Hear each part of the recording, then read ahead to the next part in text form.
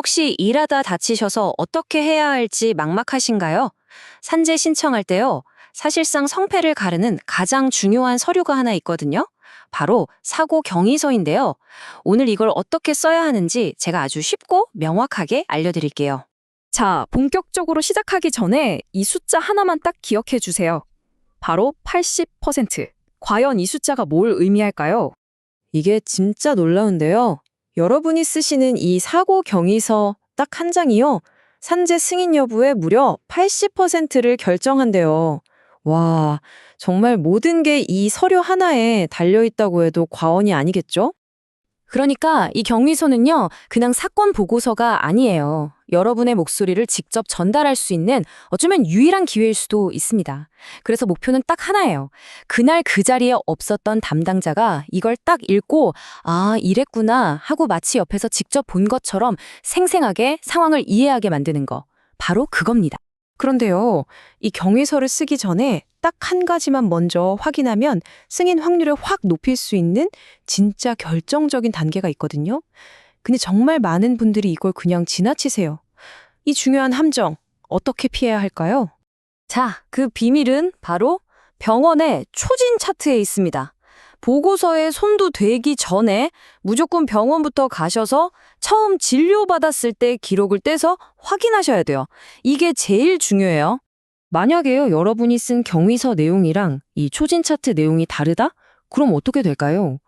이걸 보는 심사관 입장에서는 말이 다르네? 하면서 일단 신뢰가 딱 깨지는 거예요. 그럼 최악의 경우엔 그냥 바로 기각될 수도 있습니다. 정말 별거 아닌 것 같은 차이가 생각보다 훨씬 큰 문제를 만드는 거죠. 혹시라도 지금 내 기록 다른데? 하고 철렁 하신 분들 괜찮습니다.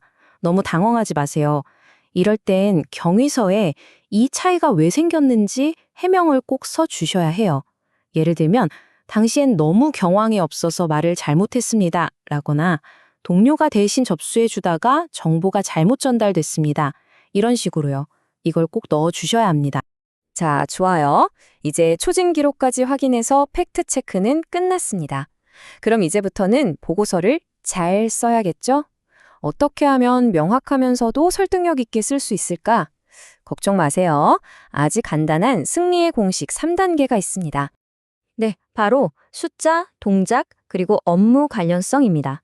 딱 이 세 가지만 기억하시면 돼요. 숫자, 동작, 업무 관련성. 자, 그럼 이 세 가지가 평범한 문장을 얼마나 강력한 증거로 바꾸는지 지금부터 예시를 보면서 하나씩 뜯어볼게요. 첫 번째 키는 바로 숫자입니다. 숫자는 객관적인 사실이거든요. 신뢰도를 확 높여주죠. 그냥 무거운 걸 들었다, 이게 아니고요. 20kg짜리 시멘트 포대를 들었다 라고 쓰는 거예요. 높은 곳에서가 아니라 2m 높이 비계 위에서처럼요. 이 디테일의 차이가 글 전체의 신뢰도를 완전히 바꿔버립니다. 두 번째는 동작을 아주 구체적으로 그려주는 겁니다.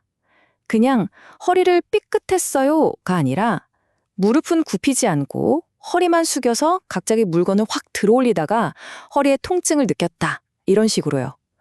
이걸 읽는 담당자가 머릿속으로 여러분의 그 동작을 그대로 따라할 수 있을 만큼 그렇게 구체적이어야 해요. 그리고 마지막 세 번째, 이 모든 일이 업무 때문에 일어났다는 걸 확실하게 못 박는 겁니다.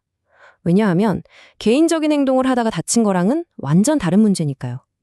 그래서 오후 생산량을 맞추라는 작업반장님의 지시에 따라서 일하던 중에 이런 식으로 이게 내 개인적인 행동이 아니라 명백한 업무 지시였다는 걸 강조해야 합니다. 자, 그럼 이론은 여기까지 하고요.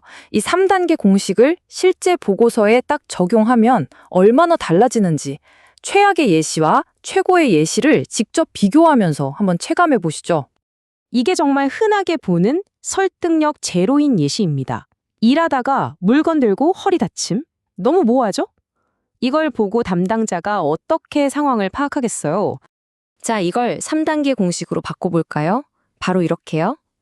2024년 2월 1일 오후 2시경 B공장 창고에서 반장 지시에 따라 20kg 박스를 1.5m 선반에 올리고 있었습니다. 까치발을 들고 박스를 밀어넣는 순간 허리에서 뚝 소리가 났고 옆에 있던 동료 김철수 씨가 119를 불러주었습니다. 어떠세요? 날짜, 시간, 무게, 높이 같은 숫자. 반장 지시라는 업무 관련성, 까치발 들고 밀어넣는 동작, 심지어 목격자까지. 이야기가 완전히 선명해졌죠? 이게 바로 설득력입니다. 이건 갑자기 일어난 사고뿐만 아니라 오랫동안 누적된 직업병의 경우에도 똑같이 적용됩니다. 예를 들어 오래 일해서 어깨가 아파요 이렇게만 쓰면요. 이게 일 때문인지 그냥 나이가 들어서 아픈 건지 전혀 증명이 안 되는 거죠. 그럼 이걸 또 공식에 맞춰 바꿔보겠습니다. 저는 지난 10년간 조립 라인에서 하루 8시간씩 일했습니다. 주된 업무는 머리 위로 팔을 든 자세로 3kg짜리 임팩트건을 잡고 이 동작을 분당 5회씩 반복하는 것이었습니다. 6개월 전부터 통증이 시작됐고 지금은 팔을 들 수도 없는 상태입니다.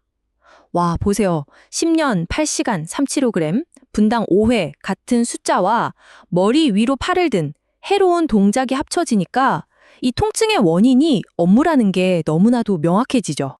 네, 이제 보고서 쓰는 법의 핵심은 다 파악하셨을 거예요. 그럼 이제부터는 실제 작성하시면서 많이들 궁금해하시는 질문 몇 가지를 콕 집어서 속 시원하게 답변해 드릴게요. 아마 제일 많이 걱정하시는 부분일 거예요. 목격자가 없는데 어떡하죠? 이거요. 근데 정말 걱정 안 하셔도 됩니다. 나 다치는 걸 직접 본 사람이 없다고 해서 증거가 아예 없는 게 절대 아니거든요. 요즘 세상에 증거는 널려 있습니다. 사고 직후에 나 방금 다쳤어 하고 친구나 가족한테 보낸 문자 메시지나 카톡, 119 구급차 출동 기록, 심지어 주변에 있던 CCTV 영상까지 전부 다 증거가 될 수 있어요. 이런 디지털 흔적들이 생각보다 훨씬 강력한 힘을 발휘한다는 거 꼭 기억해 두세요. 이것도 많이들 물어보시죠. 무슨 정해진 양식에 써야 하나요? 하고요. 혹시 양식 때문에 스트레스 받고 계셨다면 그럴 필요 전혀 없습니다. 법적으로 정해진 양식?